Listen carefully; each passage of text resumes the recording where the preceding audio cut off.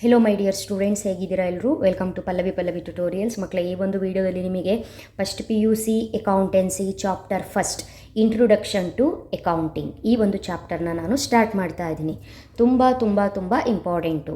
ನೀವು ಈಗ ಕಾಮರ್ಸನ್ನು join ಆಗಿರ್ತೀರಲ್ವ, so ನಿಮ್ಮ ಒಂದು ತಲೆಯಲ್ಲಿ ಏನು ಯೋಚನೆ ಇರುತ್ತೆ ಅಂತ ಹೇಳಿದ್ರೆ, ಅಕೌಂಟ್ಸ್ ಅಂತ ಹೇಳಿದ್ರೆ ಪ್ರಾಬ್ಲಮ್ಯಾಟಿಕ್ ಸಬ್ಜೆಕ್ಟ್ ಅನ್ನೋದಿರುತ್ತೆ. 100% ಪ್ರಾಬ್ಲಮ್ಯಾಟಿಕ್ ಸಬ್ಜೆಕ್ಟ್, ನೋ ಡೌಟ್. ಆದರೆ ಕೆಲವೊಂದು ಅಕೌಂಟ್ಸ್ಗಳನ್ನು ಮಾಡಬೇಕು ಅಂತ ಹೇಳಿದ್ರೆ, ಐದರ್ ಅದು ಪ್ರಾಫಿಟ್ ಆ್ಯಂಡ್ ಲಾಸ್ ಅಕೌಂಟ್ ಆಗಿರಬಹುದು, ಬ್ಯಾಲೆನ್ಸ್ ಶೀಟ್ ಆಗಿರಬಹುದು, ಟ್ರೇಡಿಂಗ್ ಅಕೌಂಟ್ ಆಗಿರಬಹುದು, ಟ್ರಯಲ್ ಬ್ಯಾಲೆನ್ಸ್ ಆಗಿರಬಹುದು, BRS ಬ್ಯಾಂಕ್ ರಿಕನ್ಸಿಲಿಯೇಷನ್ ಸ್ಟೇಟ್ಮೆಂಟ್ ಆಗಿರಬಹುದು, ಫೈನಾನ್ಷಿಯಲ್ ಸ್ಟೇಟ್ಮೆಂಟ್ಸ್ ಆಗಿರಬಹುದು, ಡೆಟಾರ್ಸ್ ಅಕೌಂಟ್ ಆಗಿರಬಹುದು, ಕ್ರೆಡಿಟಾರ್ಸ್ ಅಕೌಂಟ್ ಆಗಿರ್ಬೋದು. ಸೊ ಫ್ಯೂಚರಲ್ಲಿ ಬರುವಂತಹ ಎಲ್ಲ ಪ್ರಾಬ್ಲಮ್ಸ್ಗಳನ್ನು ನೀವು 100% ಕರೆಕ್ಟಾಗಿ ಮಾಡಬೇಕು ಅಂತ ಹೇಳಿದರೆ ಬೇಸಿಕ್ ಏನಿದೆ ತುಂಬಾ ಇಂಪಾರ್ಟೆಂಟು.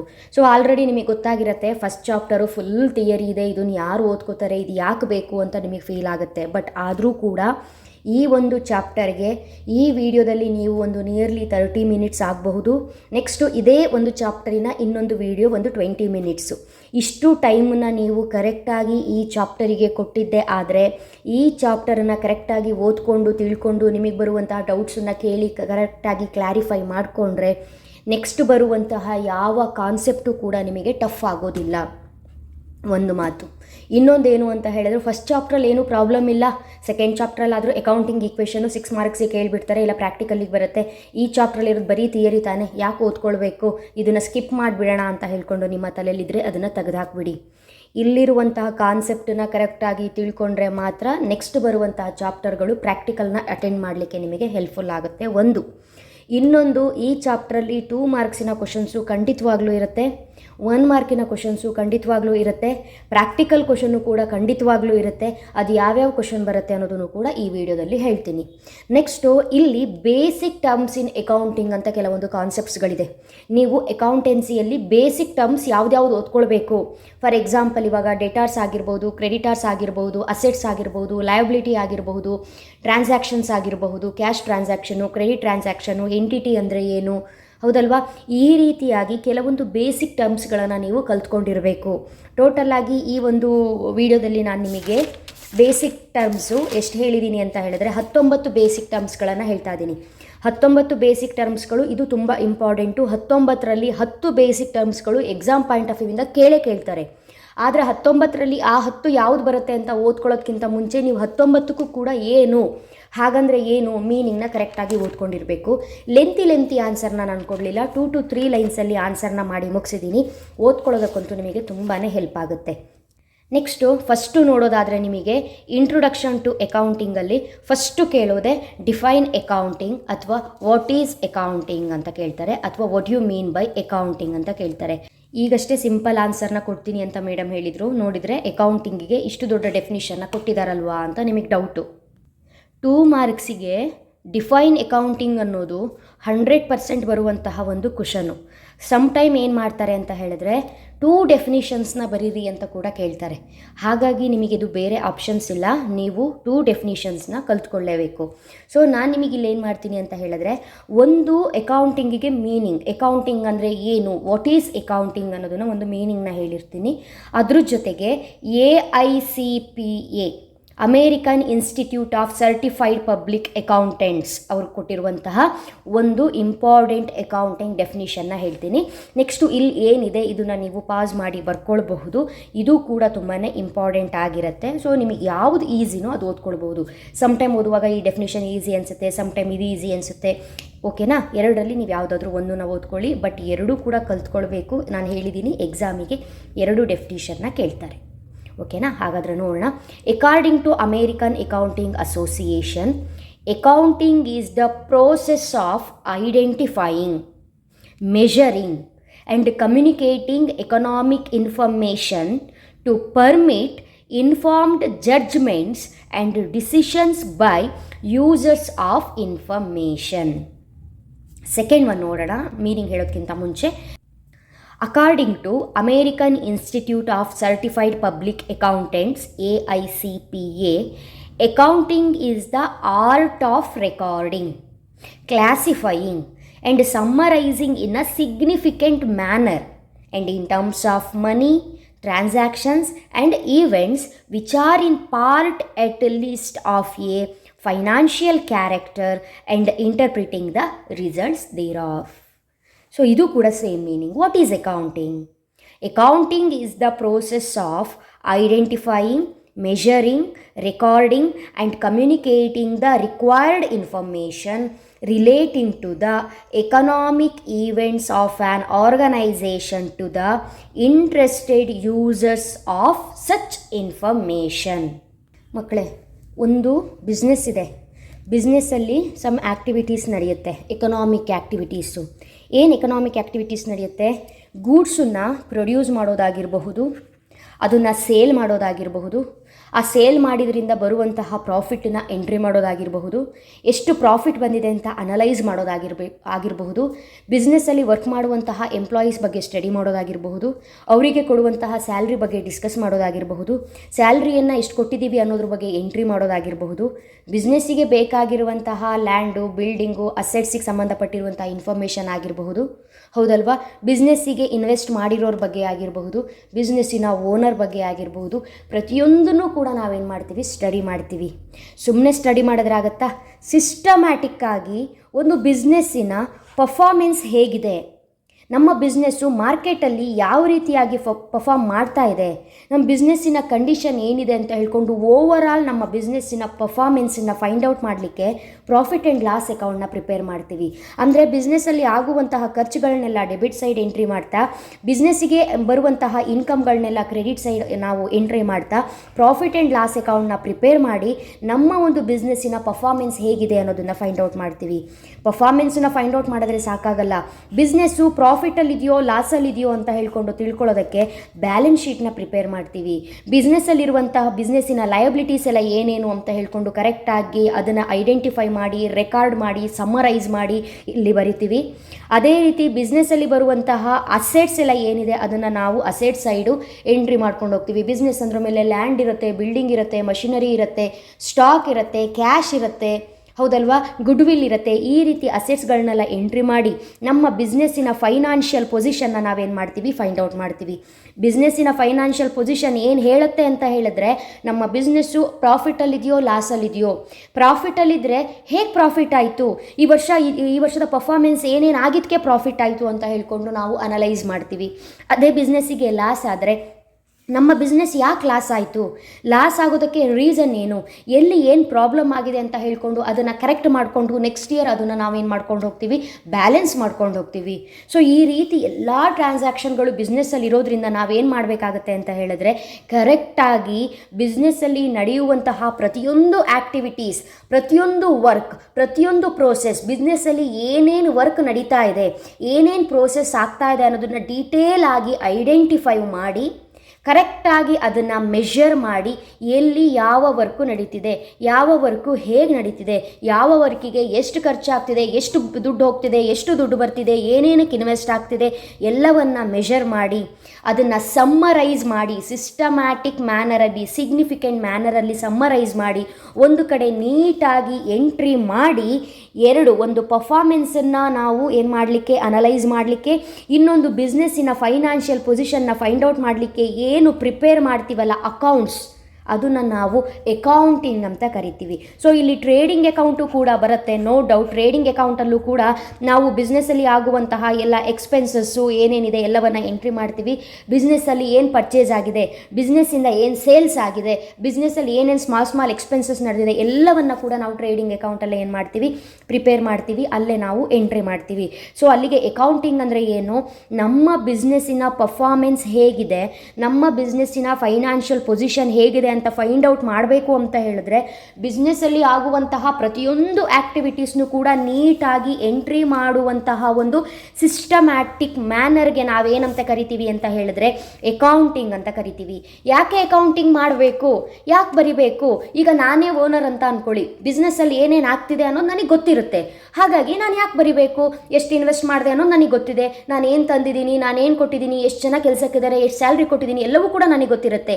ಯಾಕೆ ಅಕೌಂಟ್ಸ್ ಮಾಡಲೇಬೇಕು, ಯಾಕೆ ಏನು ಸ್ಟೇಟ್ಮೆಂಟನ್ನು ಪ್ರಿಪೇರ್ ಮಾಡಲೇಬೇಕು ಅಂತ ಹೇಳಿದ್ರೆ, ಅಕೌಂಟಿಂಗ್ ಯೂಸರ್ಸ್ ಇರ್ತಾರಲ್ಲ ಅವರಿಗೋಸ್ಕರ ನಾವು ಮಾಡಲೇಬೇಕು. ಯಾರು ಹಾಗಾದರೆ ಅಕೌಂಟಿಂಗ್ ಯೂಸರ್ಸು?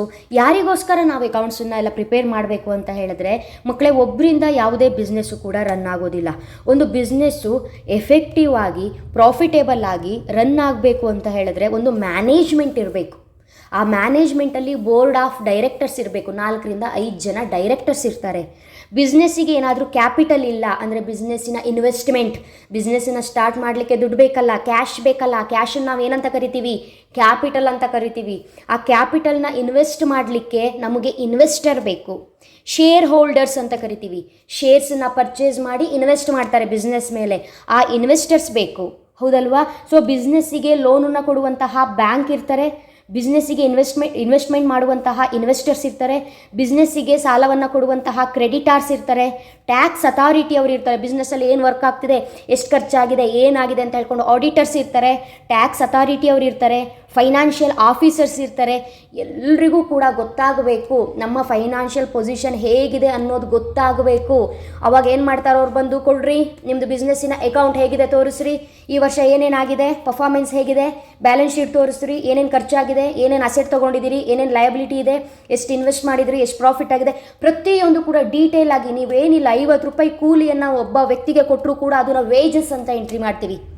ಟ್ರೇಡಿಂಗ್ ಅಕೌಂಟಲ್ಲಿ ವೇಜಸ್ 50 ರೂಪೀಸ್ ಅಂತ ಎಂಟ್ರಿ ಮಾಡ್ತೀವಿ. 1 ರೂಪಾಯಿನೂ ಕೂಡ ನಾವು ಎಲ್ಲೂ ಕೂಡ ಮಿಸ್ ಮಾಡೋ ಹಾಗಿಲ್ಲ. ನೀಟಾಗಿ ಎಂಟ್ರಿ ಮಾಡೋದು ಯಾರ ಕೆಲಸ? ಮ್ಯಾನೇಜರ್ ಕೆಲಸ, ಮ್ಯಾನೇಜ್ಮೆಂಟ್ ಕೆಲಸ. ಹಾಗಾಗಿ ಎಲ್ಲರೂ ಕೂಡ ಪಿನ್ ಟು ಪಿನ್ ಇನ್ಫಾರ್ಮೇಷನ್ನ ಕೇಳ್ತಾರೆ. ಅವಾಗ ಏನು ಮಾಡ್ತೀರಿ ಅಂತ ಹೇಳಿದ್ರೆ, ಅವರು ಯಾವಾಗ ಬೇಕಿದ್ರೂ ಕೇಳ್ಬೋದು. ಈ ವರ್ಷದ 4 ವರ್ಷ ಬಿಟ್ಟು ಕೇಳ್ಬೋದು, ಹೌದಲ್ವಾ? ಅವಾಗ ಏನು ಮಾಡಿರಬೇಕು? ಪ್ರತಿದಿನದ ಪ್ರತಿಯೊಂದು ಪ್ರೋಸೆಸ್, ಪ್ರತಿಯೊಂದು ಇನ್ಫಾರ್ಮೇಷನ್ನ ಡೀಟೇಲ್ ಆಗಿ ನಾವೇನು ಮಾಡಿರಬೇಕು? ಎಂಟ್ರಿ ಮಾಡಿರಲೇಬೇಕು. ಈ ಕಾರಣಕ್ಕೆ ನಾವು ಅಕೌಂಟ್ಸನ್ನು ಮಾಡೋವಂಥದ್ದು. ನೀವು ಇವತ್ತು ಬಿಸ್ನೆಸ್ಸಲ್ಲಿ ಏನಾಗಿದೆ, ಯಾರಿಗೆ ಎಷ್ಟು ಕೂಲಿ ಕೊಟ್ರಿ, ಯಾರಿಗೆ ಎಷ್ಟು ಸ್ಯಾಲ್ರಿ ಕೊಟ್ರಿ, ಎಷ್ಟು ರಾ ಮೆಟೀರಿಯಲ್ ತಂದ್ರಿ, ನ್ಯೂಸ್ ಪೇಪರಿಗೆ ಎಷ್ಟು ಕೊಟ್ರಿ, ಕರೆಂಟ್ ಬಿಲ್ಲಿಗೆ, ಎಲೆಕ್ಟ್ರಿಸಿಟಿಗೆ ಎಷ್ಟು ಕೊಟ್ರಿ, ಹೌದಲ್ವಾ? ಪ್ರತಿಯೊಂದು ನೀವೇನಾದರೂ ಎಂಟ್ರಿ ಮಾಡಿದ್ದೇ ಆದರೆ ಫ್ಯೂಚರಲ್ಲಿ ನಿಮ್ಮನ್ನು ಬಂದು ಕೇಳೋರು ಯಾರೂ ಇರಲ್ಲ, ಎಲ್ಲದಕ್ಕೂ ರೆಕಾರ್ಡ್ ಇರುತ್ತಲ್ಲ. ನೀವು ಯಾವುದೋ ಒಂದು ಬಟ್ಟೆ ಅಂಗಡಿಗೆ ಹೋಗಿ ಒಂದು ಜೊತೆ ಡ್ರೆಸ್ ತೊಗೊಂಡ್ರೆ ಬಿಲ್ ಕೊಡಿ ಅಂತ ಕೇಳ್ತೀರಿ. ಯಾಕೆ?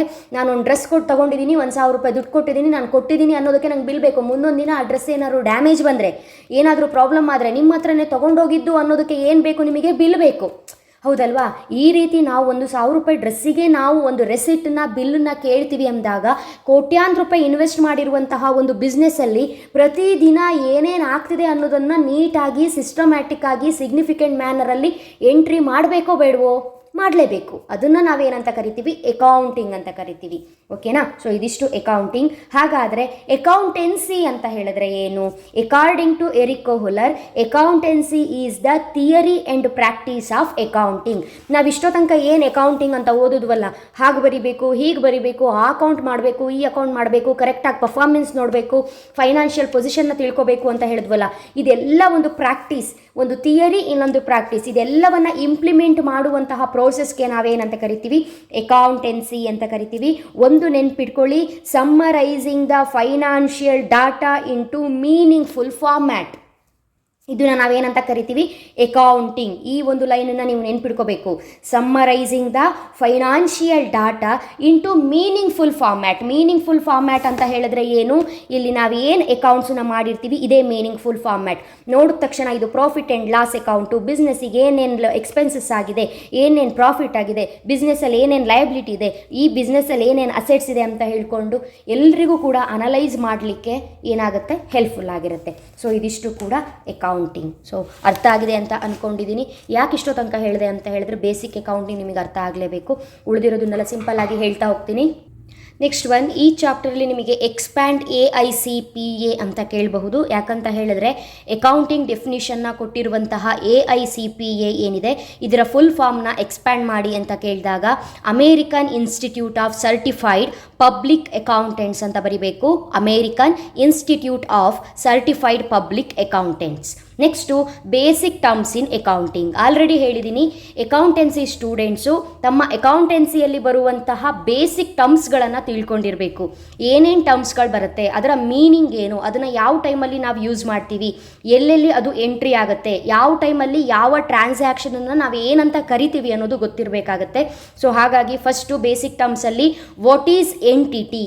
ಎಂಟಿಟಿ ಅಂತ ಹೇಳಿದ್ರೆ ಏನು ಅನ್ನೋದು ಗೊತ್ತಿರಬೇಕು. Here entity means a reality reality having a definite individual existence ಅಂತ ಕರಿತೀವಿ. ಇವಾಗ ಏನು ಮಾಡ್ತೀರಿ ನೀವು ಅಂತ ಹೇಳಿದ್ರೆ, ಯಾವುದೋ ಒಂದು ಕಂಪ್ನಿಗೆ ಹೋಗ್ತೀರಿ ಅಂತ ಅಂದ್ಕೊಳ್ಳಿ. ಆ ಕಂಪ್ನಿ ನೇಮು XYZ ಅಂತ ಇರುತ್ತೆ. ಈ XYZ ಅಂತ ಏನಿದೆ, ಇದು ಒಂದು ಎಕ್ಸಿಸ್ಟೆನ್ಸ್, ಇದು ಒಂದು ಕಂಪನಿಯ ನೇಮ್, ಇದು ಒಂದು ಎಂಟಿಟಿ ಮೀನ್ಸ್ ಎಕ್ಸಿಸ್ಟೆನ್ಸ್ ಅಂತ ಕರಿತೀವಿ. ಸೊ ಈ ನೇಮಿಗೆ ಒಂದು ಎಕ್ಸಿಸ್ಟೆನ್ಸ್ ಇದೆ. ಒಬ್ಬ ಇಂಡಿವಿಜುವಲಿಗೆ ಹೇಗೆ ಎಕ್ಸಿಸ್ಟೆನ್ಸ್ ಇರುತ್ತೋ ಅದೇ ರೀತಿ ಒಂದು ಬಿಸ್ನೆಸ್ಸಿಗೂ ಕೂಡ ಎಕ್ಸಿಸ್ಟೆನ್ಸ್ ಇರುತ್ತೆ. ಹಾಗಾಗಿ ನಾವು entity means a reality having a definite individual existence.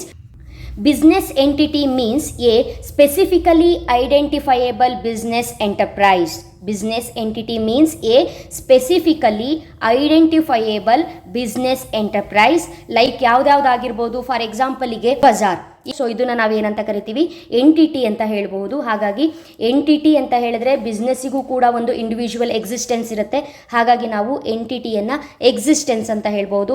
Next one, what is transaction. Business ಅಂದ್ರ ಮೇಲೆ ಸಮ್ ಟ್ರಾನ್ಸಾಕ್ಷನ್ ಇದ್ದೇ ಇರುತ್ತೆ. ಅದು ಕ್ಯಾಶ್ ಟ್ರಾನ್ಸಾಕ್ಷನ್ ಆಗಿರಬಹುದು, ಕ್ರೆಡಿಟ್ ಟ್ರಾನ್ಸಾಕ್ಷನ್ ಆಗಿರ್ಬೋದು.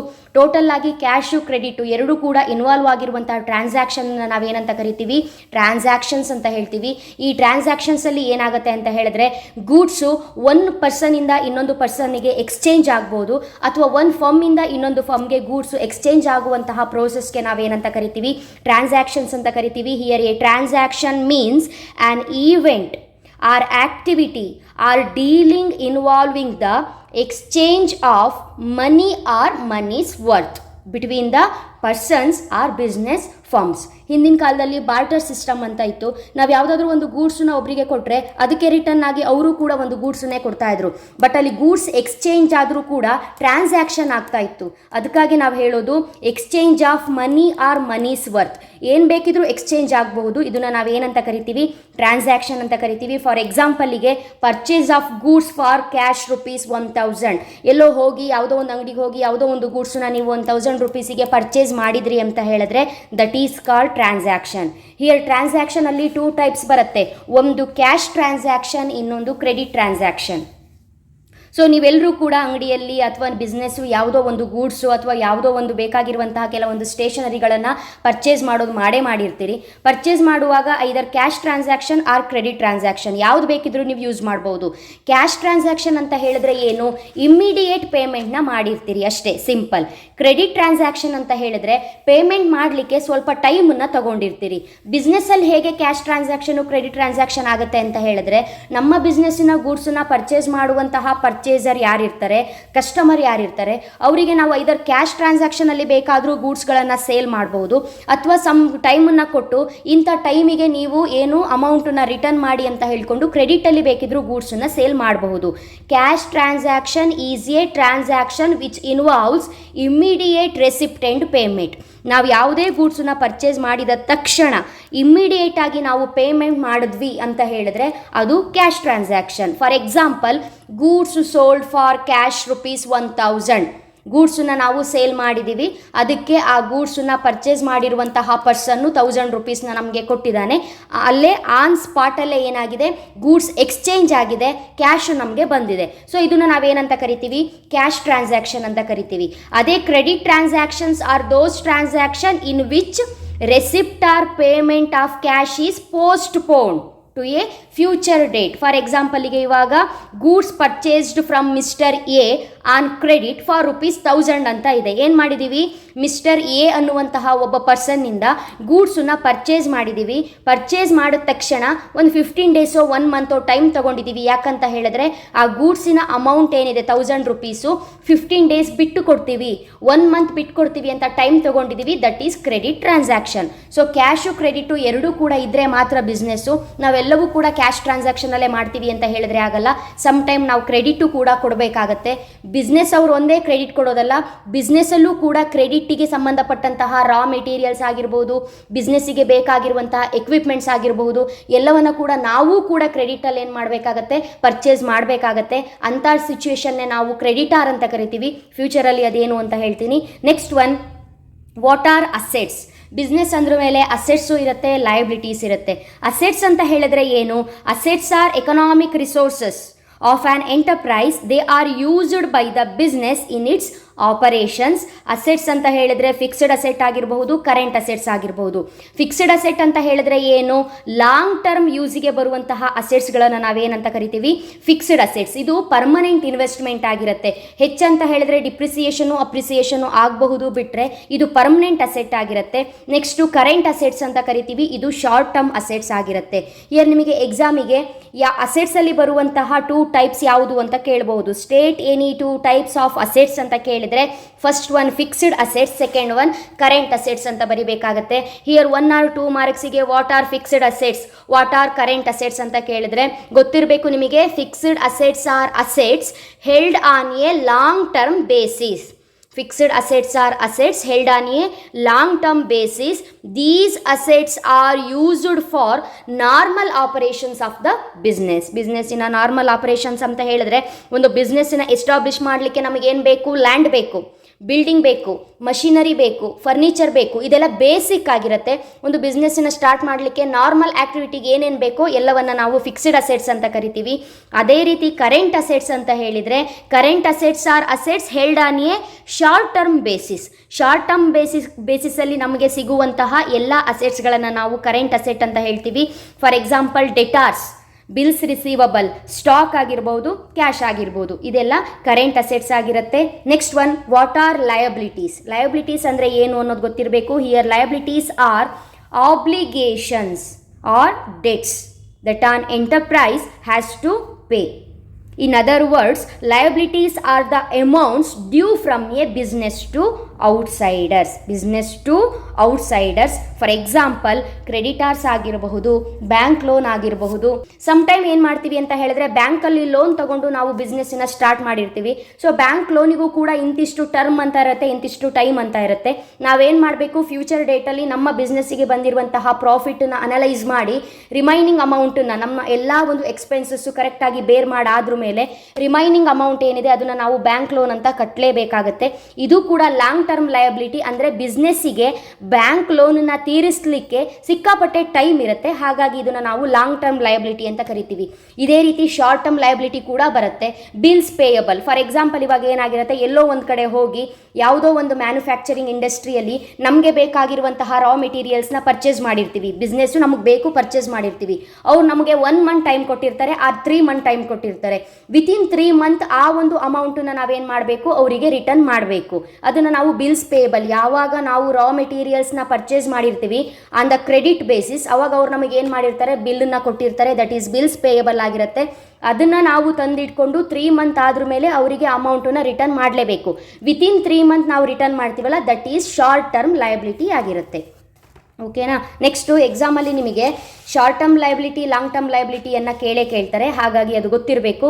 State any 2 types of liabilities ಅಂತ ಕೇಳಿದಾಗ first one long term liability, second one short term liability. Here long term liability ಅಂತ ಹೇಳಿದರೆ, long term liabilities are those that are usually payable after a period of 1 year. Long term ಲಯಬಿಲಿಟಿಗೆ time ಏನಿರುತ್ತೆ, 1 year ಮೇಲಿರುತ್ತೆ. ಆರಾಮಾಗಿ ಅದನ್ನು return ಮಾಡಬಹುದು. For ಎಕ್ಸಾಂಪಲ್ಗೆ long term loan ಅಂತ ಹೇಳಿದ್ನಲ್ಲ, bank loan, ಅದು ಬರುತ್ತೆ. ಶಾರ್ಟ್ ಟರ್ಮ್ ಲಯಬಿಲಿಟಿ ಅಂತ ಹೇಳಿದ್ರೆ, short term liabilities are obligations that are payable within a period of 1 year. 1 year ಒಳಗೆ ನಾವು ರಿಟರ್ನ್ ಮಾಡುವಂತಹ ಪ್ರತಿಯೊಂದು ಲಯಬಿಲಿಟಿ ಕೂಡ ಶಾರ್ಟ್ ಟರ್ಮ್ ಲಯಬಿಲಿಟಿ ಆಗಿರುತ್ತೆ. ಫಾರ್ ಎಕ್ಸಾಂಪಲ್ಗೆ ಬಿಲ್ಸ್ ಪೇಯಬಲ್ ಆಗಿರ್ಬೋದು, ಬ್ಯಾಂಕ್ ಓವರ್ ಡ್ರಾಫ್ಟ್, ಅಕೌಂಟಲ್ಲಿ ಇರುವಂತಹ ಬೇಸಿಕ್ ಅಮೌಂಟ್ ಏನಿದೆ ಅದಕ್ಕಿಂತ ಜಾಸ್ತಿ ಎಕ್ಸ್ಟ್ರಾ ಅಮೌಂಟ್ ಓವರ್ ಡ್ರಾ ಮಾಡಿದಾಗ ಅದನ್ನು ನಾವು ಬ್ಯಾಂಕ್ ಓವರ್ ಡ್ರಾಫ್ಟ್ ಅಂತ ಕರಿತೀವಿ. ಹೇಗೆ ನಮ್ಮ ಅಕೌಂಟಲ್ಲಿ ಇರೋದು ಓನ್ಲಿ 50,000, ಎಕ್ಸ್ಟ್ರಾ ಅಮೌಂಟನ್ನು ಹೇಗೆ ಓವರ್ ಡ್ರಾ ಮಾಡಲಿಕ್ಕೆ ಕೊಡ್ತಾರೆ ಅಂತ ಹೇಳಿದ್ರೆ, ಪ್ರತಿಯೊಂದು ಬಿಸ್ನೆಸ್ಸಿಗೂ ಕೂಡ ಕರೆಂಟ್ ಅಕೌಂಟ್ನ ಮೇಂಟೈನ್ ಮಾಡ್ತಾ ಇರ್ತಾರೆ. ಹಿಯರ್ ಕರೆಂಟ್ ಅಕೌಂಟ್ ಹೋಲ್ಡರ್ಸಿಗೆ ಅವರ ಅಕೌಂಟಲ್ಲಿ ಇರುವಂತಹ ಮಿನಿಮಮ್ ಅಮೌಂಟ್ಗಿಂತ ಎಕ್ಸ್ಟ್ರಾ ಅಮೌಂಟನ್ನು ಓವರ್ ಡ್ರಾ ಮಾಡುವಂತಹ ಫೆಸಿಲಿಟಿಯನ್ನು ಕೊಡ್ತಾ ಇರ್ತಾರೆ. ರೀಸನ್ ಏನು ಅಂತ ಹೇಳಿದ್ರೆ, ಪ್ರತಿಯೊಂದು ಬಿಸ್ನೆಸ್ಸು ಕೂಡ ತನ್ನ ಡೇ ಟು ಡೇ ಟ್ರಾನ್ಸಾಕ್ಷನನ್ನು ಕರೆಂಟ್ ಅಕೌಂಟ್ ಮುಖಾಂತರ ಮೇಂಟೈನ್ ಮಾಡ್ತಾ ಇರೋದ್ರಿಂದ ಕರೆಂಟ್ ಅಕೌಂಟ್ ಹೋಲ್ಡರ್ಸಿಗೆ ಬ್ಯಾಂಕ್ ಓವರ್ ಡ್ರಾ ಫೆಸಿಲಿಟಿಯನ್ನು ಪ್ರೊವೈಡ್ ಮಾಡಿರುತ್ತೆ. ಸೊ ಎವ್ರಿ ಡೇ ಟ್ರಾನ್ಸಾಕ್ಷನ್ ನಡೀತಾ ಇರುತ್ತೆ, every day credit to debit ಆಗ್ತಾ ಇರುತ್ತೆ. ಹಾಗಾಗಿ ಓವರ್ ಡ್ರಾ ಕೊಡೋದಕ್ಕೆ ಬ್ಯಾಂಕ್ ಅವರು ಏನು ಕೂಡ ತಕರಾರು ಮಾಡೋದಿಲ್ಲ. Next what is capital. Here capital ಅಂತ ಬಂದಾಗ ಮೇನ್ ಕಾನ್ಸೆಪ್ಟ್ ಆಗುತ್ತೆ. ಯಾಕಂತ ಹೇಳಿದ್ರೆ, ಒಂದು ಬಿಸ್ನೆಸ್ಸನ್ನ ಎಸ್ಟಾಬ್ಲಿಷ್ ಮಾಡಲಿಕ್ಕೆ, ಒಂದು ಬಿಸ್ನೆಸ್ಸನ್ನ ಸ್ಟಾರ್ಟ್ ಮಾಡಲಿಕ್ಕೆ ಬೇಸಿಕ್ ಆಗಿ ಇನ್ವೆಸ್ಟ್ ಮಾಡುವಂತಹ ಕ್ಯಾಶ್ ಏನಿದೆ, ದಟ್ ಈಸ್ ಕಾಲ್ಡ್ ಕ್ಯಾಪಿಟಲ್. ಬಿಸ್ನೆಸ್ಸಿಗೆ ಇನ್ವೆಸ್ಟ್ ಮಾಡುವಂತಹ ಓಪನಿಂಗ್ ಕ್ಯಾಶ್ ಏನಿದೆ, ಬೇಸಿಕ್ ಕ್ಯಾಶ್ ಏನಿದೆ, ಅದನ್ನು ನಾವು ಕ್ಯಾಪಿಟಲ್ ಅಂತ ಕರಿತೀವಿ. Here capital is the amount invested by the owner in the business. So capital is equal to assets minus liability. Total ಆಗಿ ಬಿಸ್ನೆಸ್ಸಲ್ಲಿ ಇರುವಂತಹ ಅಸೆಟ್ಸಲ್ಲಿ ಲಯಬಿಲಿಟೀಸ್ ಎಲ್ಲ ಲೆಸ್ ಆದಾಗ ರಿಮೈನಿಂಗ್ ಏನಿರುತ್ತೆ that is called capital. So ಈ ಒಂದು ಫಾರ್ಮುಲಾ ಏನಿದೆ ಇದರ ಮೇಲೆ ನಿಮಗೆ ಅಕೌಂಟಿಂಗ್ ಈಕ್ವೇಷನ್ ಪ್ರಾಬ್ಲಮ್ಮು 6 ಮಾರ್ಕ್ಸಿಗೆ ಬರುತ್ತೆ. ಅದು ಸೆಕೆಂಡ್ ಚಾಪ್ಟರಲ್ಲಿ ಬರುವಂಥದ್ದು, ಆ ಟೈಮಲ್ಲಿ ಹೇಳ್ತೀನಿ.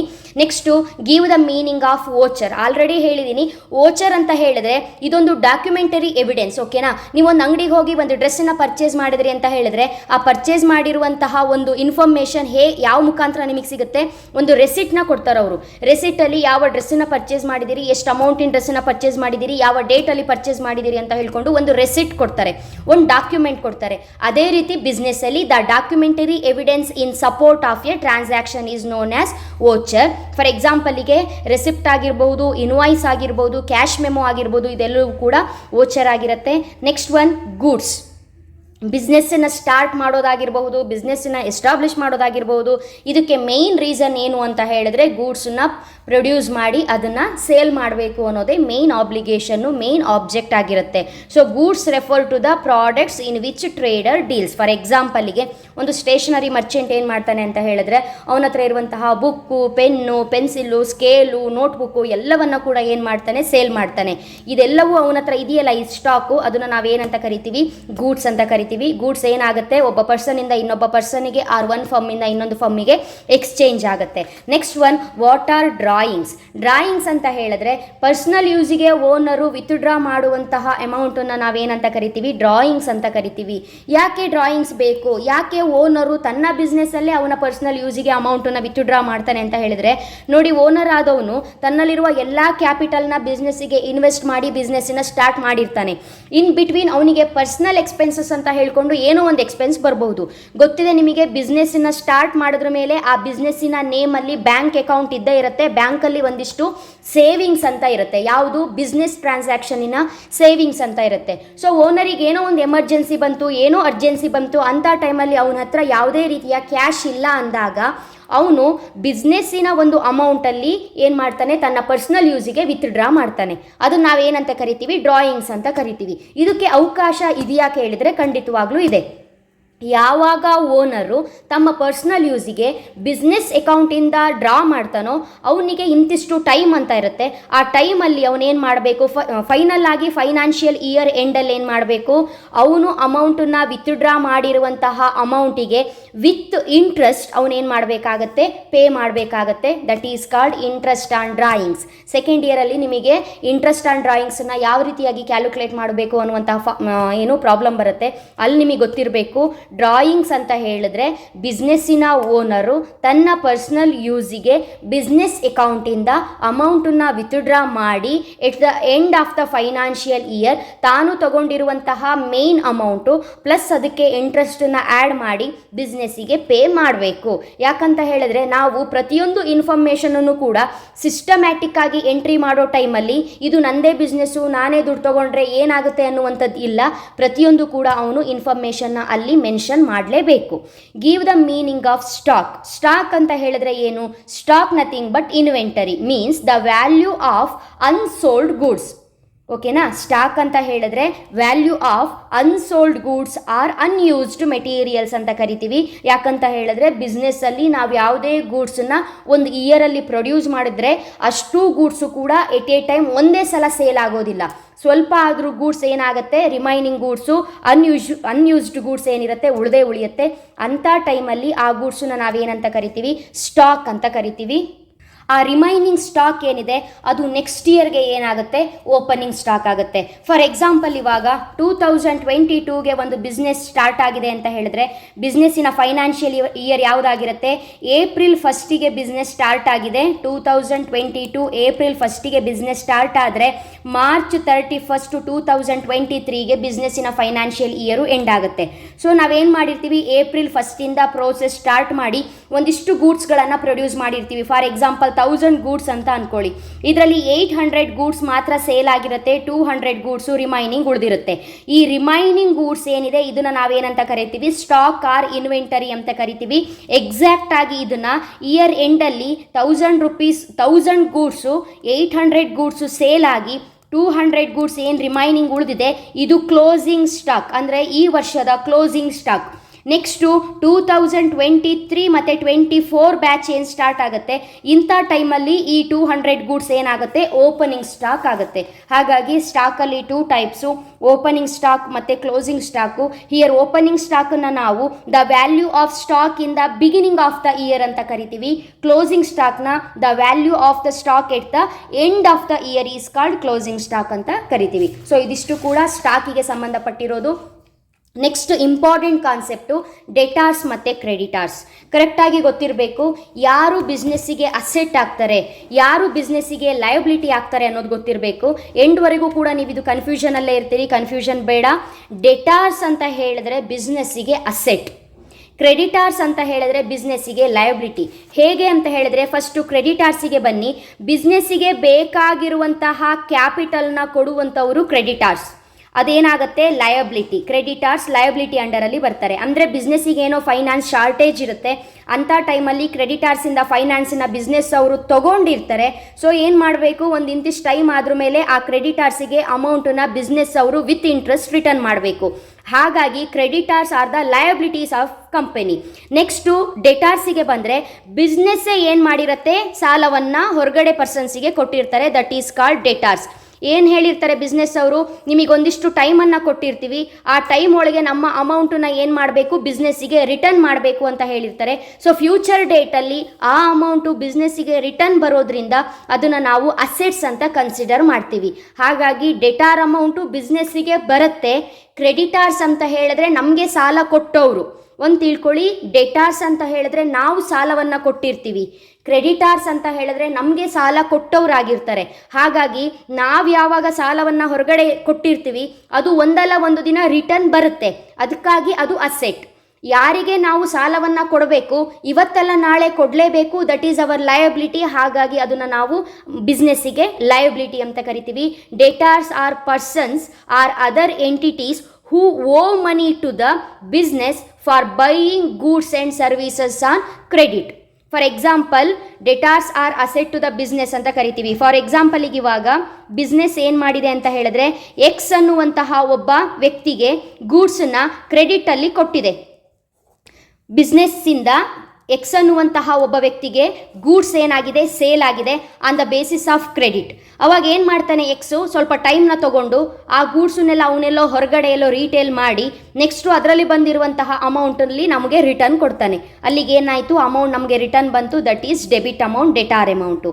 ಕ್ರೆಡಿಟಾರ್ಸ್ ಅಂತ ಹೇಳಿದ್ರೆ ಏನಾಗುತ್ತೆ, creditors are the persons or other entities to whom the business owes money for providing the goods or services on credit. ನಮಗೆ ಕ್ರೆಡಿಟಲ್ಲಿ ಕೆಲವೊಂದು ಗೂಡ್ಸು, ಕೆಲವೊಂದು ಸರ್ವೀಸು, ಕೆಲವೊಂದು ಫೈನಾನ್ಸು, ಕೆಲವೊಂದು ರಾ ಮೆಟೀರಿಯಲ್ಸು ಏನು ಬೇಕಿದ್ರೂ ನಾವು ಕ್ರೆಡಿಟಲ್ಲಿ ಪರ್ಚೇಸ್ ಮಾಡಿರ್ಬೋದು. ಬಿಸ್ನೆಸ್ಸೇ ಕ್ರೆಡಿಟಲ್ಲಿ ಪರ್ಚೇಸ್ ಮಾಡಿದಾಗ ಕ್ರೆಡಿಟಾರ್ಸಿಂದ ಆಗಿರುತ್ತೆ, ಬಿಸ್ನೆಸ್ಸೇ ಒಬ್ಬ ವ್ಯಕ್ತಿಗೆ ಕ್ರೆಡಿಟನ್ನು ಕೊಟ್ಟಾಗ ಅವರು ಡೆಟಾರ್ಸ್ ಆಗ್ತಾರೆ. ಓಕೆನಾ ಮಕ್ಕಳೇ, ಇದಿಷ್ಟು ಕೂಡ ಗೊತ್ತಿರಬೇಕು.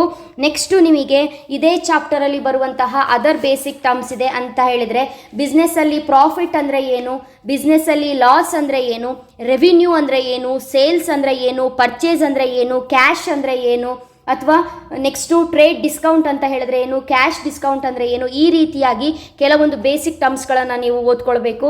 ಈ ವಿಡಿಯೋ ಲೆಂತಿ ಆಗೋದ್ರಿಂದ ನೆಕ್ಸ್ಟ್ ವಿಡಿಯೋದಲ್ಲಿ ಆ ಎಲ್ಲ ಕಾನ್ಸೆಪ್ಟ್ಗಳನ್ನ ಕವರ್ ಮಾಡ್ತೀನಿ. ಸೊ ನೆಕ್ಸ್ಟ್ ವಿಡಿಯೋದಲ್ಲಿ ಬರುವಂತಹ ಬೇಸಿಕ್ ಟರ್ಮ್ಸ್ಗಳನ್ನ ನೋಡಿಕೊಂಡ್ರೆ ಈ ಚಾಪ್ಟರ್ ಇಲ್ಲಿಗೆ ಎಂಡ್ ಆಗುತ್ತೆ.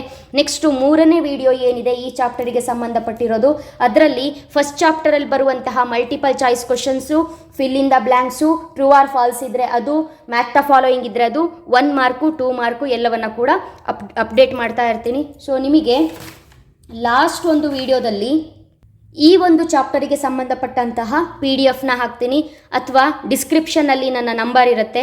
ನೀವು ನಿಮ್ಮ ನೇಮು, ಕಾಲೇಜು, ಡಿಸ್ಟ್ರಿಕ್ಕು ಯಾವುದು ಅಂತ ಹೇಳಿ ಮೆಸೇಜ್ ಮಾಡಿದರೆ ಗ್ರೂಪಿಗೆ ಜಾಯಿನ್ ಮಾಡ್ಕೋತೀನಿ. ಆ ಗ್ರೂಪಲ್ಲಿ ನಿಮಗೆ ನಿಮ್ಮ ಒಂದು ಅಕೌಂಟೆನ್ಸಿಗೆ ಸಂಬಂಧಪಟ್ಟಂತಹ ಪ್ರತಿಯೊಂದು ನೋಟ್ಸು ಕೂಡ ಅಲ್ಲೇ ನಿಮಗೆ ಸಿಗುತ್ತೆ ಮಕ್ಕಳೇ. ಓಕೆನಾ? ನೆಕ್ಸ್ಟ್ ವೀಡಿಯೋದಲ್ಲಿ ಮತ್ತೆ ಸಿಗ್ತೀನಿ. ಏನಾದರೂ ಈ ವಿಡಿಯೋದಿಂದ ನಿಮಗೆ ಹೆಲ್ಪ್ ಆಗಿದೆ ಅಂತ ಅನಿಸಿದ್ರೆ ನೀವು ಈ ವಿಡಿಯೋನ ನಿಮ್ಮ ಫ್ರೆಂಡ್ಸ್ಗಳಿಗೆ ಶೇರ್ ಮಾಡಿ, ಅವರಿಗೂ ಕೂಡ ಗೊತ್ತಾಗಲಿ. ಯಾಕಂತ ಹೇಳಿದ್ರೆ ಫಸ್ಟ್ ಚಾಪ್ಟರಿನ ಥಿಯರಿಯನ್ನು ತಿಳ್ಕೊಳ್ಳೋದು ತುಂಬಾ ಇಂಪಾರ್ಟೆಂಟು.